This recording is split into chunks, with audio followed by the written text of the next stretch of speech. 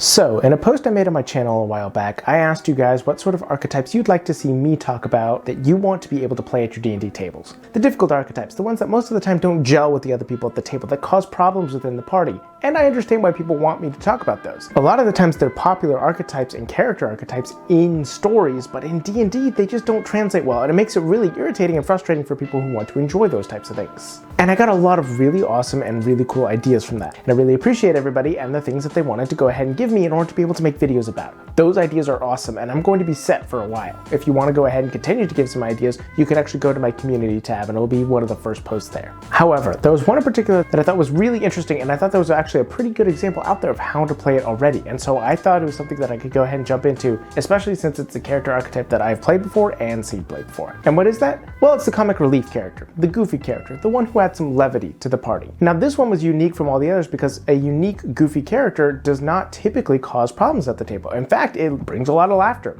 Most people don't say, I don't want a goofy character at my table. Now, there are extremes to this, like if you're playing a joke character in a generally serious campaign, that can cause an issue, or if you're playing a one-note character, but I will talk about that. I think a lot of people want to play the comedic relief character because it's fun to get those laughs. That's part of what makes D&D, D&D, and tabletop games in general. The ability to laugh with your friends, to make ridiculous jokes, to do stupid things. And so I want to talk about that today, and the types of characters that you can play, and how you can make those characters worth it at your table. So let's talk about that.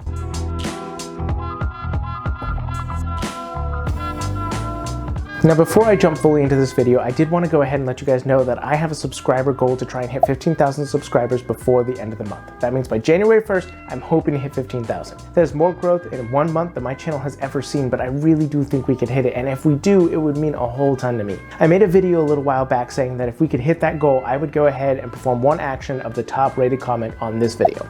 If you want to go look at this video or make your comments in order to try and get things in, the link is in the description below. However, we're not going to even be able to do any of that if we don't hit the 15,000 subscribers. I would really love to be able to hit that, so if you guys could go ahead and help me out with that, share around, anything like that, it would mean the world to me. So if you can go ahead and subscribe, if you enjoy the videos, please do so. But that's not what you came for. Time to talk about the comedic relief characters. Now, since this is a video about D&D and this is going out to the D&D community, I am positive that there's a very large majority of you that as soon as I started talking about that type of character, you all thought of one particular player. Sam Regal, Critical Role. Sam Regal is amazing at playing the comedic relief character. He nails it every single time. Scanlan was a masterclass in this area and not nailed it down perfectly. And his newest character, Fresh Cut Grass, is also doing an amazing job at being comedic, though he's playing into it a little less this time, but I don't expect that to continue. The reason that I really bring up Sam Regal's characters is because he's amazing at being a comedic character, a goofy character, but not making them a one-note character. And that actually is the largest problem with these types of archetypes.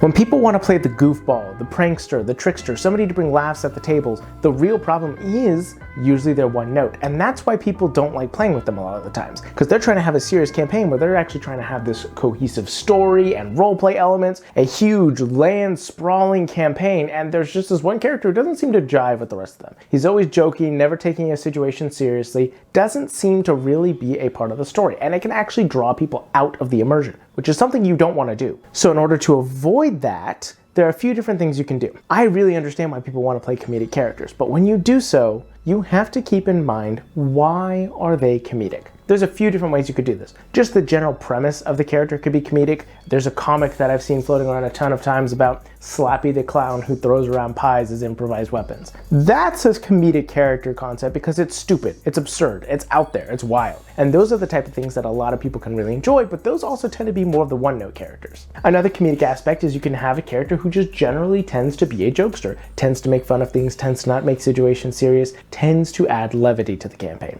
And the last way that people could do it is they can make a character that is taking themselves way too seriously to the point of comedy. You see this a lot with a lot of lone wolf or edgy type characters. There's a reason people laugh at Shadow the Hedgehog. He is very edgy, but it often goes into the point of just being comedic.